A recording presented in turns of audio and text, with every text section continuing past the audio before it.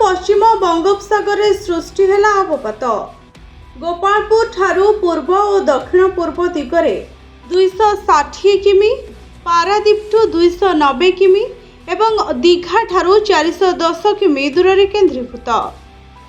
24 घंटे गभीर अवपात रूप से ओडिशा एवं पश्चिमबंग अतिक्रम करने संभावना रही।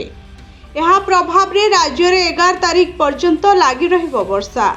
एबे 5 जिला को ऑरेंज वार्निंग जारी होइछे। मालकानगिरी, कोरापुट, बालेश्वर, भद्रक और जाजपुर को ऑरेंज वार्निंग जारी होइथवा बेले 6 जिला को येलो अलर्ट जारी कराइछे।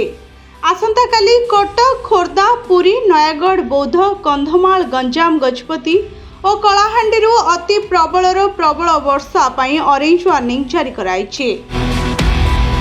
10 तारीख रे भी 9 जिला पाई ऑरेंज वार्निंग जारी करछि पाणीपाग विभाग।